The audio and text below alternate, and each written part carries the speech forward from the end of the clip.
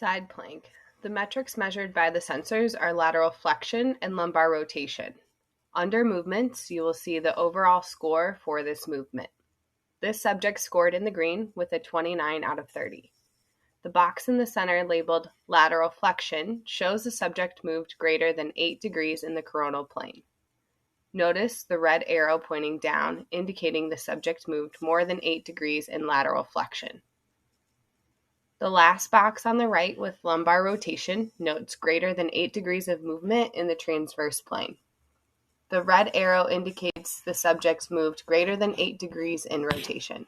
The target values are highlighted in blue. Max deviation at the bottom of the page is the maximum degree of movement the subject deviated from their starting position. The max deviation under lateral flexion is 9.09 degrees. The subject moved into 9.09 degrees of lateral flexion from the starting position. This is outside the target value of 8 degrees. The max deviation for rotation was 8.78 degrees, which is outside of the target value of 8 degrees. The subject did not fail the test. A fail would be indicated if the subject's hips touched the ground or their top hand touched the ground.